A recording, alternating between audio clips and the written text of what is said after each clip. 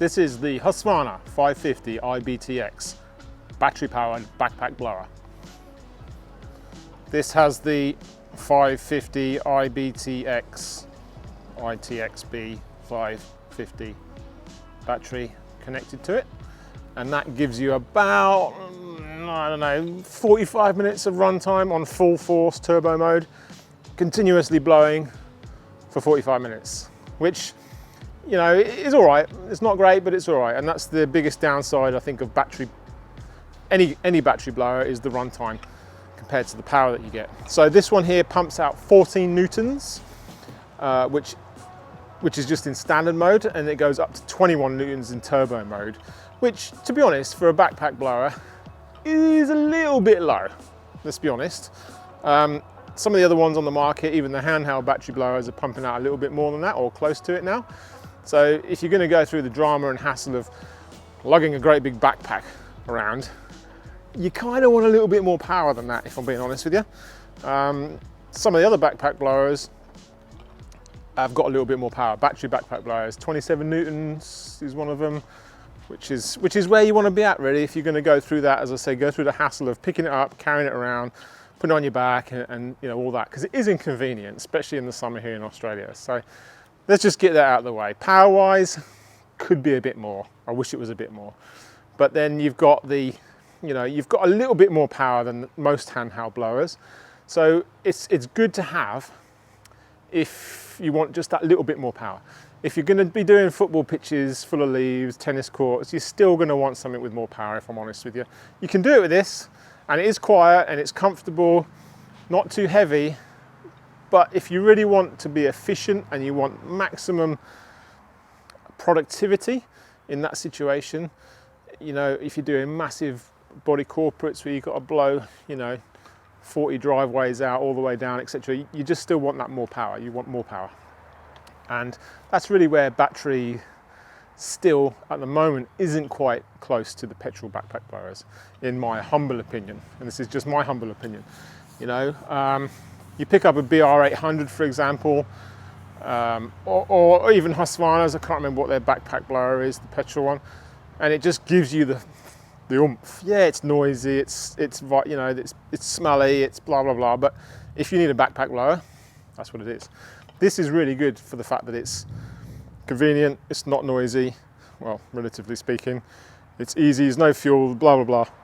But for its actual intended purposes of blowing stuff, I still think you need a little bit more power for the bigger stuff. But for the everyday stuff, it's really handy to have something that's just got a bit more power than your standard handhelds. Although, having said that, some of the standard handhelds now actually have more power than this. So yeah, there is that.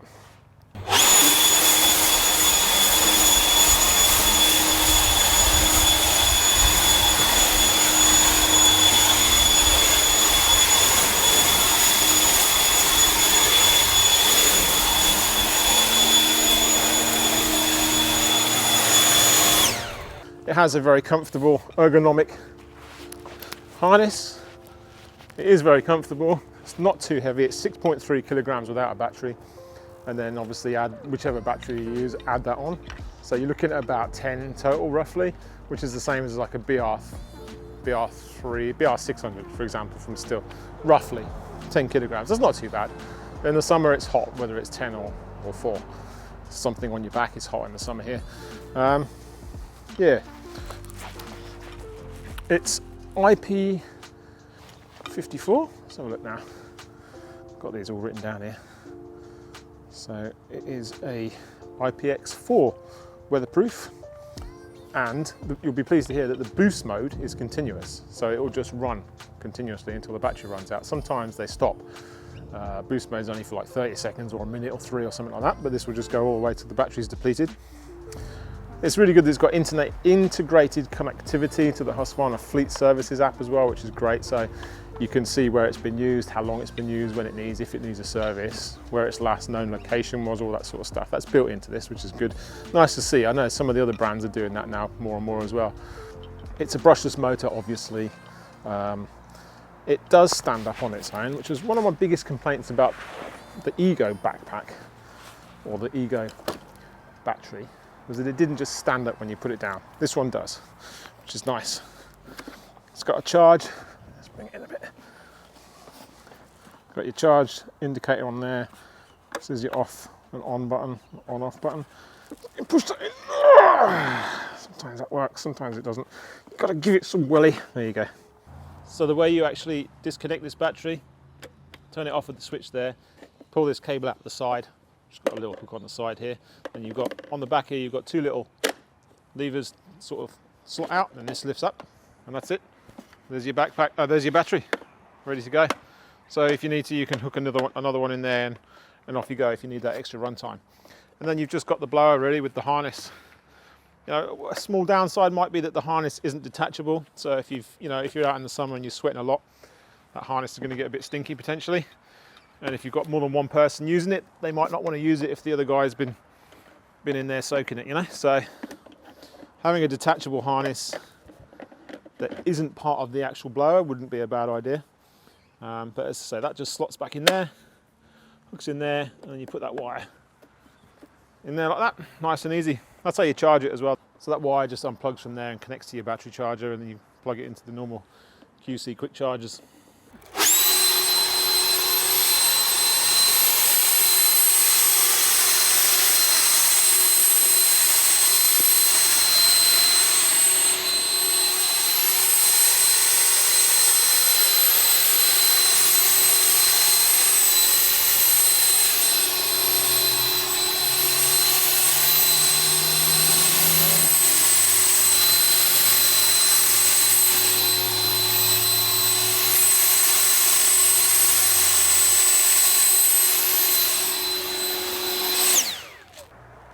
So what you've got here is you've got your on-off button, got your battery indicator light as you can see there, and then your turbo boost mode, and along on the side here is your cruise control. So when you've got it activated, you can press that cruise control, indicator shows up on there, you can let go completely. What I like about this as well is you can give it a bit of full force, let go, and it goes back to where you had it set. Take it off, easy peasy, really nice simple design. And that cruise control works at any speed, so super low, a little bit more. You've always got full power if you need it. So if you're blowing along mulch beds, garden beds and stuff where you don't want to blow all the mulch and stuff out of the beds, just do a real low, and if you've got a bit of a stubborn bit, you can just give it a blast and it goes back to real low. Nice and easy. So you got your battery indicator there, that's it. Couldn't get much more simple, but very comfortable, rubberized handle. So nice and grippy. Orange button for go. So that's just a bit of an overview of the Husqvarna 550iBTX backpack blower. It is class leading in its own class, I suppose, but there are definitely more powerful options out there now. It's very comfortable, very ergonomic. Everything works as intended. I've not had any dramas with it at all. I've been using it for about probably 6 months now. And yeah, it's great to have with you in your arsenal. I do think you'd want a bigger backpack blower for bigger things, but generally having this with me has definitely speeded up my productivity over the sort of the handheld blowers, you know.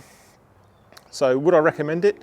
Yes, I would, but be aware that it's not really it's not your only backpack blower. You're still going to want a full-on powerful one, if that makes sense. It is powerful, but not as powerful as some other backpack blowers. And I think for the inconvenience of carrying it on your back, quite often I just still use the handheld one because it isn't that much more powerful than that, but it does have a bit more power, as I've said a few times now during the video.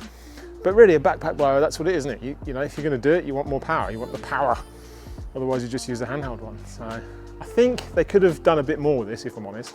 They could have pumped out a little bit more power. But I guess there's a balance, isn't there, between how much power you can pump out and how long the battery will last for.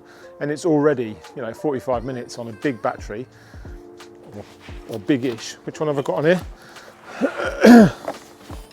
So this is the smaller of the two, I think, isn't it? The BLI 550X. So this is a 15.6 amp hour battery.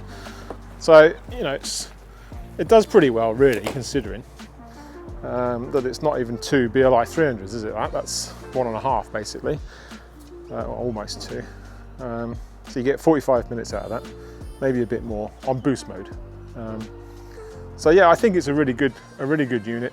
I wish it had a little bit more power, but that's, you know, That's the trade-offs. So thanks for watching this video on the Husqvarna backpack blower. Hope it was helpful.